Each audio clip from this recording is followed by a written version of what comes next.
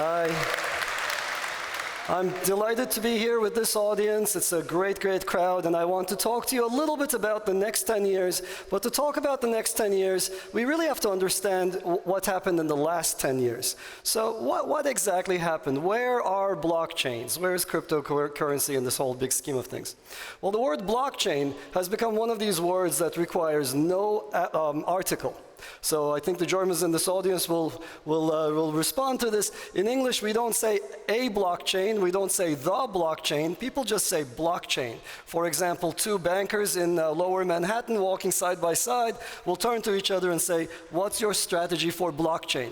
The only other word I know that gets this treatment in English is the word God. Okay, so it's a very, very strange situation where this thing has been elevated to its own phrase.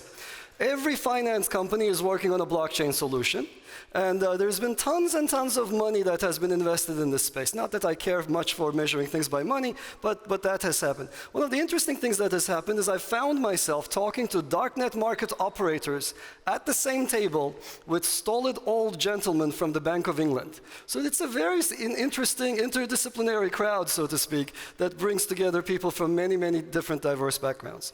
And one other thing I do to gauge how much interest and excitement there is in any one space is to see what sort of people are doing in their off time, if you will. And if you go to YouTube and you look at how many songs there are about Facebook, about Google, or about free software, and you combine them all, that number is far fewer than the number of songs written about cryptocurrencies. So there's something going on here. There's something real going on. People are really excited by this. But what's going on? Like, what's happening? Well, if we fast forward a little bit, we see now that there are about 2,000 cryptocurrencies. Well, there's lots and lots of competing projects. And all of these projects are trying to copy each other. There is sort of implicit convergence. Every one of them starts to look the same. Every speaker begins to sound the same. I will say things today, and I find myself repeating phrases that Justin Sun also says. And this pains me immensely. So we've got these undifferentiated products. And many of them have failed for predictable reasons. What I want to do today is share with you my little vision and share with you what we're building, and maybe tell you a little bit about the academic background that goes behind cryptocurrencies, and sort of set you up intellectually for this framework of how at least we view cryptocurrencies. Now, of course, I should mention, the dream is really compelling. Right? The dream that Satoshi introduced to us, which is one of disintermediation, of getting rid of the people who have positioned themselves at bridgeheads, at sort of particular financial moats, and they collect rent from you. Every time you want to do something, you want to own a stock, welcome to Charles Schwab. You want to trade, welcome to NASDAQ NYSE. You want to trade that thing, you can't. Okay, for whatever reason, there's regulation up the wazoo. So that is something that's really interesting, the fact that we can actually get rid of these intermediaries and take finance into our own hands. So it's a huge opportunity for many, and it's an extinction level event for many incumbents. So that's all great.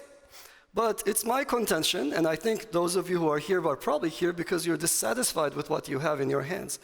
It's my contention that the current technology cannot deliver that dream to us. As compelling as the dream is, we can't get there with the technology we have today. Three big hurdles are ahead of us. One of them is one you know very well. It's scale. None of these technologies scale. Bitcoin executes at 5 transactions per second. IKEA clears more than that on a Saturday. Okay, so you're not going to replace the US dollar with something that actually executes about, barely IKEA. If Venezuela switched to Bitcoin, every adult gets to create 1 transaction once a month. So by the time they all open up channels, or some of you are going to jump up and down and say, oh no, what about the Lightning Network? I'm going to push aside all of the privacy concerns about the Lightning Network. Even opening channels for those people will take many months. Okay, so the second problem, of course, is usability. All of these networks provide the same lowest common denominator service, and I'll talk about that later on. And of course, governance. None of these things are governable. You just sort of throw them over the fence, they sit there, and everything you ever encoded in them has to remain true for the next set of decades to come. And no one can do economic planning 9 months ahead, let alone 9 years ahead, let alone 90 years ahead. So it's preposterous to think that you could actually fix something statically and hope to keep people happy.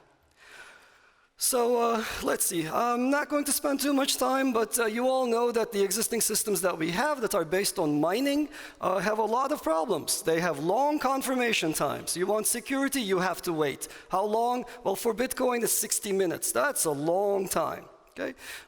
They have low throughput, and they have inherent centralization. Look at mining. Only a few people manufacture the rigs. Only a few people have access to cheap electricity. And if you look at what's happening, they converge. These mining pools are very small in number. There are 19 of them for all of Bitcoin.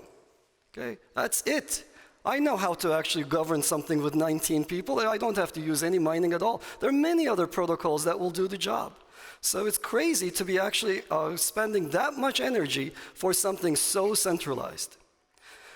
And of course, what we're seeing now, especially this year, is a series of projects that are trying to go back into academic work, trying to resurrect old protocols to bring proof of stake back to life. And that's an interesting thing, and I understand the reasons why they want to do it.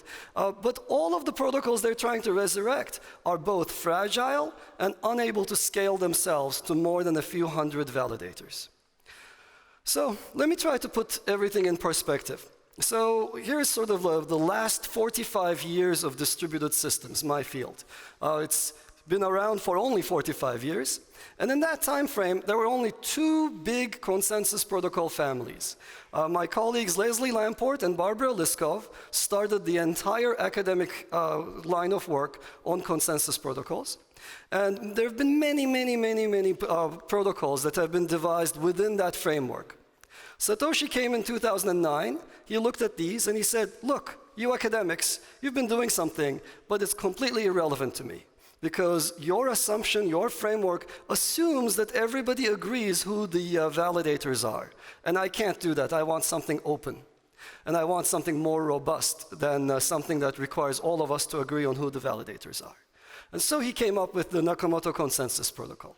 So we had the last 10 years based on that discovery, that brilliant insight. Something interesting happened about a year ago. The Avalanche Protocol was dropped by a team that calls itself Team Rocket.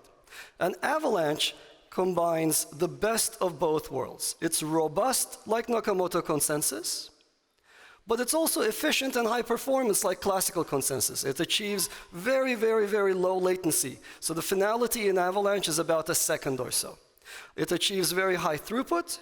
It's lightweight. When there is no work to do, Avalanche just sits there and doesn't consume any energy whatsoever. And there is no mining at all, so there is no electricity going into maintaining this. And it has some other interesting, somewhat quirky features. One of them is that it can withstand larger than 51% adversaries if you configure it to do so. And it's also highly scalable. It scales like no other. It scales much better than both Nakamoto and classical. So let me tell you a little bit about this. I'm not going to tell you how it works because it takes a little bit of time. I don't think I have that much time. But the ultimate outcome of this thing is this essentially works by polling the audience repeatedly and throwing your weight behind what you think is the winning idea. And it turns out that this converges very fast to a decision. And all of the gory math is in the Avalanche paper. But just to give you a sort of a sense of how fast this thing is, in classical protocols, every node has to talk to every other. So if you try to run it with, let's say, 1,000 validators, you'd have 1,000 squared messages, and that's 1,000,000, that's a lot of messages. You want to do 10,000, well then it just starts blowing up because of n squared, and it won't be able to scale. In the Avalanche family, every node talks to only a small subset of other nodes. Okay? And that allows this thing to be very efficient. I'm going to show you performance numbers. I want you to understand why it is that it's different. And if you were to try to achieve consensus in a group of 10,000, with Avalanche, it would require only about 85 messages per node, as opposed to 10,000. So the latency of this operation is incredibly low. So it achieves finality in about a second. And this compares very well to other approaches to the same problem, like Algorand, which requires about 50, like Ethereum, which requires about 518, or Bitcoin, which requires about an hour. And the throughput is very high. I want to show you this particular graph. Let's see, is this working? Yeah, it's working. Something is happening.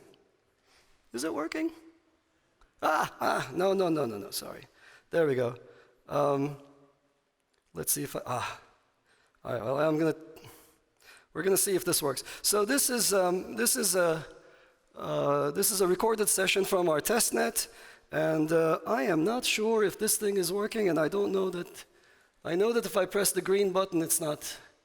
Can someone in the back actually press the button? Maybe go back one more and then forward again. Okay, let's do that. Here we go. One more. Okay, okay, good. So if you watch what's going on, this is our testnet. That's our little DAG explorer at the top. Those are the Avalanche transactions taking shape. We are achieving about 7 transactions per second, 8, and we start injecting them faster and faster.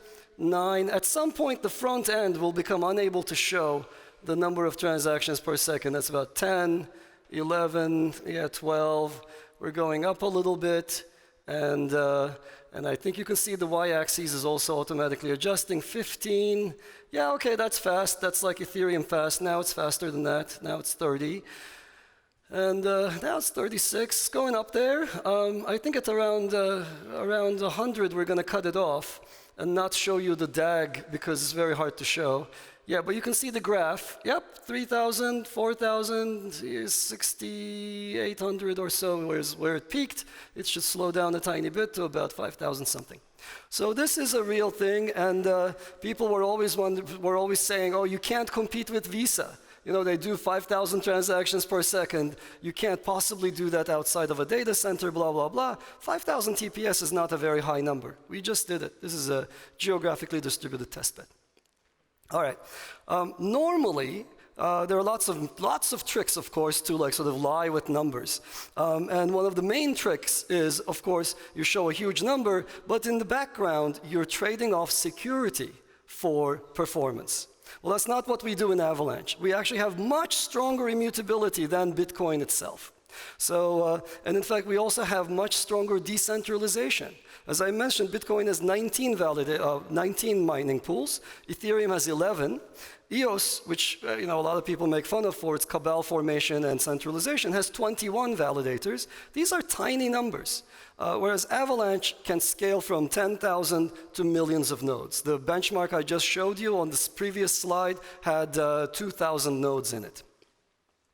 And one of the nice features of this protocol is that the Byzantine fault tolerance is configurable, and the lower you think the Byzantine component is, the more efficient the protocol becomes. And vice versa. These classical protocols have this funny property where they're geared for a particular attacker size. And if the attacker is bigger than what you sort of lined up to withstand, then he wins. And typically that size is 33%. So if the attacker is 34%, he owns your coin that very moment. In Avalanche, this is not so. You set up your system for a particular Byzantine component, and if the attacker is bigger than that, well, what happens is he has more of a chance of winning and causing a double spend.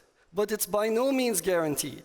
So for example, if you geared up your system so that at 33%, the chance of a double spend is about once every 20,000 years, and the attacker turns out to be 40%, then he doesn't immediately succeed. Instead, what happens is he is more likely to succeed, not 20,000 years, but maybe once every 5,000 years. So that's a very interesting and very robust way to handle attackers. The other thing that I want to mention to you that's very key to the Avalanche or the Ava approach to life is this big difference between us and every other coin. For every other coin, they have the same exact vision for the network. They have one coin, they have one scripting language, and they have one network. You buy the coin, you go out and shill it, right? And you try to slightly modify the scripting language to adapt to new use cases. And when you do so, you get pushback from the people in the network saying, don't change anything, right? You want to add something to Bitcoin? Well, you're going to have to go fight it out with Luke Jr., right? Luke Jr. is going to tell you he's got nodes, Raspberry Pis in the Florida swamp, and he doesn't want you to change anything whatsoever. It's not meant to be changed. That is not the vision in Ava. We're the only coin where we have this other approach, where we have the Ava coin, but we also envision having thousands of other coins. Every asset should be digital, and it should be a coin family on Ava. These coins themselves can pick and choose from a variety of scripting languages we support. There isn't a single scripting language. And most importantly, you can actually define the set of nodes that host your state. So you can say something like, hey, I'm going to introduce an X coin. This X coin is going to represent real estate. It has special rules where you can merge it when it's adjacent, etc. And I like to use the Bitcoin scripting language. I'm familiar with it. But I also like zero-knowledge proofs from Zcash. I also like ring signatures from Monero. You could do this mix and match thing with Ava coins. And on top of that, you get to say, by the way, my coin is not supported on a bunch of lowest common denominator volunteer-provided nodes, but it's supported on purple nodes. Now, who are purple nodes? You get to define who is purple. You get to nominate and provide certificates to people who are purple. So what that means is you now have the ability to say, hey, if you want to be hosting my real estate coin, you should come to me. We should arrange a transaction where you promise to hold my data for the next 50 years. It's real estate information. And by the way, you will get transaction fees commensurate with the service you're providing. These are not opaque tokens to you. You know what you're doing. You can provide differentiated services on top of Ava and collect transaction fees accordingly. So, as I said, it's a platform of platforms. It's a construction kit for digital assets. We are not competing with any of the existing coins. Our goal is not to carve off, whatever, $5 from the price of BTC or whatnot. We don't care at all. They can do whatever they want, which is mostly blocking people and engaging in brigades online. But instead, what we want to do is digitize those assets that are not currently in digital form. And one last thing I want to say in the last few moments I have here is the governance story. So I told you about the one big breakthrough, which was the consensus protocol. I told you about the second big sort of change or difference between Ava and everybody else, which was this different view of the network, the platform of platforms. The third big difference has to do with governance. Everybody else is in the business, sadly, of having to fix everything on day zero. So Satoshi, for example, fixed the emissions curve for all time to come.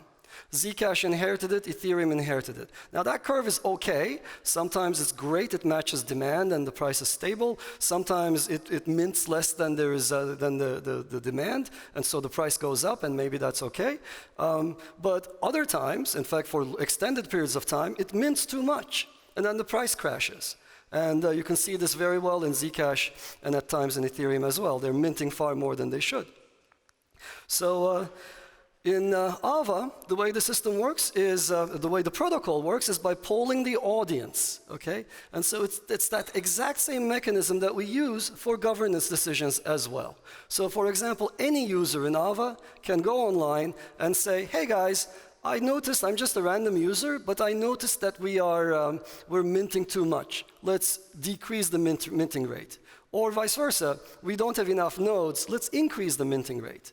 And if there is social consensus, if there is sufficient people who accept this, then the system will adopt that proposal and move to a new point of operation. So we're not fixing everything for the next umpteen years to come. In fact, we're fixing almost nothing other than what happens on day zero. And on day one, things can change drastically based on, okay, sorry, I should also mention, things cannot change drastically. There are limits. We want to build calm and calming technology, so it can change within certain bounds. So, okay, so where does that take us? Well, the internet was introduced in 1962. It underwent many different iterations. Just like the Wright brothers introduced their plane, and it underwent lots and lots of iterations. Almost, I would say at least half of you, maybe 80% of you took an airplane here.